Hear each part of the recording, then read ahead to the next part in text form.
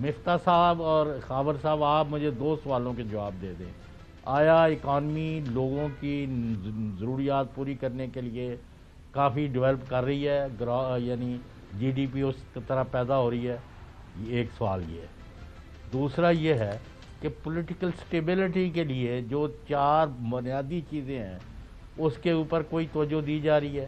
میں مفتاح صاحب کے پاس جاؤں گا، لیکن پہلے میں حسن کا کامنٹ لے لوں۔ حسن، مفتاح صاحب نے جو بات کی ہے اس کا ان نٹ شل یہ ہے کہ موجودہ معاملات کو بہتر کرنے کے لیے بے شک جو حقائق انہوں نے 2018 کے بیان کیے ہیں، جس انداز سے اس وقت کی حکومت چلی، جو ہوا وہ سب کے سامنے ہے۔ پچھلے دنوں وہ سینیٹر ڈاٹ صاحب، اسحاق ڈاٹ صاحب جو ہیں فائنانس منسٹر، انہوں نے کہا جی تسی 2018 دا الیکشن سانو ہمیں واپس کر دیں، ہم آپ کو 2024 کا واپس کر دیتے ہیں، ٹھیک ہے، ڈپٹی پرائم منسٹر صاحب نے۔ سو حل یہ وہ غلط بیانی کر رہے ہیں۔ اچھا حسن، کنکلوژن یہ ہے کہ ہمیں we have to go for the fresh elections اگر ہم نے سارے معاملے کو حل کرنا ہے۔ Your thoughts? دیکھیے، میں تو دو تین سوالات میں نے لکھ کے رکھے تھے، میں تو مفتاح اسماعیل صاحب جی پلیز سوال پوچھ لیں براہ راست۔ مطلب پہلا سوال تو یہ ہے کہ ابھی انہوں نے کہا کہ جی عوام کا کوئی نہیں سوچ رہا، تو دوبارہ بھی کل کیا یعنی حمزہ شہباز شریف صاحب جو ہے وہ پرائم منسٹر بن سکتے ہیں، شہباز شریف صاحب دوبارہ پرائم منسٹر بن سکتے ہیں، بلاول کا بھی نام لیا، مریم بی بی کا بھی نام دیا کہ وہ بھی پرائم منسٹر بن سکتی ہے، نہیں نام لیا تو آپ نے عمران خان صاحب کا نام کیوں نہیں لیا؟ پہلا سوال تو یہ۔ دوسرا سوال سر یہ ہے کہ اگر کرپشن اور کرپٹ پریکٹس کے اوپر 190 ملین پاؤنڈ کے اندر عمران خان صاحب کو سزا ہو جاتی ہے اور یہ عدالتوں سے ہوتی ہے، تو اس میں آپ سمجھتے ہیں کہ جی اس کے بعد کیا مذاکرات جاری رکھنے چاہیے تحریک انصاف کو یا نہیں رکھنے چاہیے؟ اور تیسرا سوال یہ ہے کہ آپ کے اوپر الزام ہے، مفتاح اسماعیل صاحب کے اوپر یہ الزام ہے کہ جب ان کی حکومت ختم ہو رہی تھی تو آخری سال تھا، شاہد خاقان عباسی صاحب جو ان کے اب لیڈر ہیں، جو ان کی پارٹی کے عوام پاکستان پارٹی، تو اس وقت انہوں نے خزانے کا منہ کھول دیا اور پاکستان کو وہی نقصان پہنچایا جو کہ عمران خان صاحب نے جاتے وقت جس طرح پیٹرول کی قیمتوں میں جو ہے وہ لیوی کو جو 50 روپے بڑھانا تھا اس کو 30 روپے کم کر کے پیٹرول کی قیمت کو چلے گئے تھے۔ تو یہ تین سوالات ہیں جن کے جواب میں چاہوں گا محترم مفتاح اسماعیل صاحب سے، اور آخری یہ بھی بتانا چاہیں تو بتا دیں کہ آپ کے خیال کے مطابق شاہد خاقان عباسی صاحب بہتر پرائم منسٹر تھے یا محترم عمران خان صاحب؟ جی مفتاح صاحب آپ نے سن لیا سوال؟ آپ کوئی عمران خان کے خلاف کوئی چارج شیٹ فریم؟ اچھا صاحب میں مفتاح جی اب یہ بات کریں۔ جی جی سر میں یہ سمجھتا ہوں کہ شاہد خاقان عباسی جو تھے وہ محمد خان جنیجو تک تو مجھے پکا میں کہہ سکتا ہوں کہ ان کے بعد سے ان سے بہتر پرائم منسٹر پاکستان میں کوئی بھی نہیں رہا ہے۔ ان سے اچھے لوگ ضرور ہو سکتے ہیں، ان سے زیادہ نیک پرہیزگار لوگ ہو سکتے ہیں، لیکن شاہد عباسی سے زیادہ اچھا پرائم منسٹر کوئی بھی نہیں تھا، یہ تو آپ دیکھ لیں۔ میں نہیں سمجھتا ہوں کہ خان صاحب کوئی بہت اچھے پرائم منسٹر تھے۔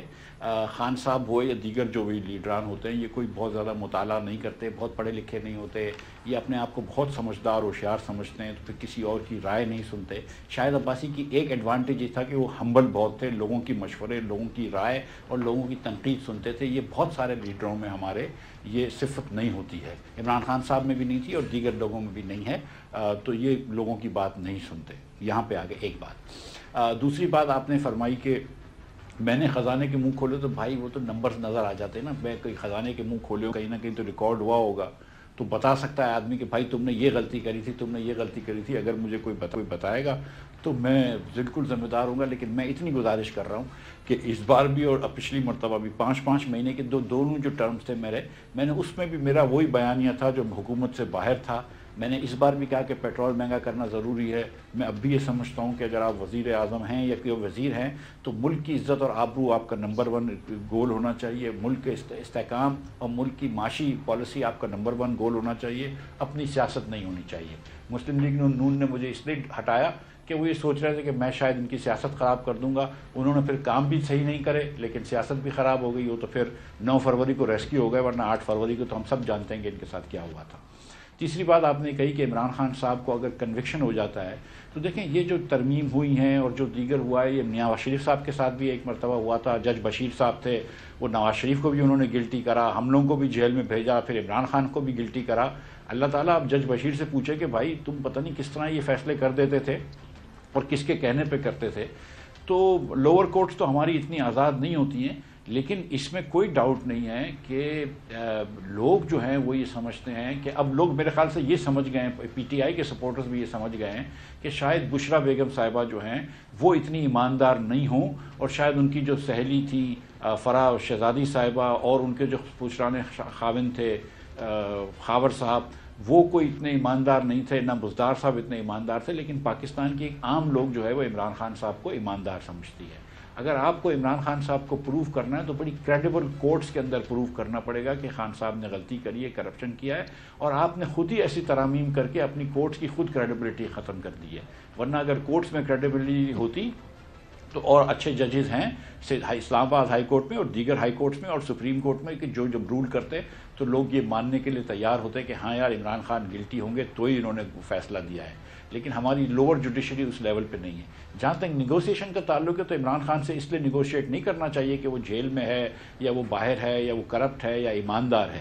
عمران خان سے اس بات پہ نیگوشیٹ کرنا چاہیے کہ عمران خان پاکستان کا سب سے پاپولر لیڈر ہے اس وقت۔ عمران خان شاید کی جو پارٹی ہے وہ سب سے زیادہ سیٹیں ہیں اس کے پاس اس حالت میں بھی، اور بہت سارے فارم 45 ایسے ہیں ان کے پاس جس کا کوئی جواب نہیں ہے مسلم لیگ کے پاس۔ تو اس لیے آپ نے نیگوشیٹ کرنا ہے۔ دیکھیں مینڈیٹ جو اگر چوری ہوا ہے تو عمران خان کا نہیں ہوا، مینڈیٹ تو پاکستان کے عوام کا ہوا ہے۔ میں عمران خان کو ووٹ نہیں دوں گا، نہ میں نے دیا ہے، لیکن اگر عمران خان جیتا ہے اور میرے پاکستانیوں نے، میرے کنٹری مین نے اینڈ ویمن نے، یہ 24 کروڑ پاکستانیوں کے ایڈلٹس نے جا کر اگر عمران خان کو چوز کیا ہے تو پھر میں اپنی سر تسلیم خم کروں گا اس کے سامنے، اور یہی ہم سب کا بھی وتیرہ ہونا چاہیے جو جمہوریت میں بلیو کرتے ہیں۔ تو عمران خان کے اچھا ہونا یا برے ہونے کی بات نہیں ہے، تو اگر عمران خان پاپولر ہے تو پھر مجبوری ہے، اس لیے آپ نیگوشیٹ کریں اس سے۔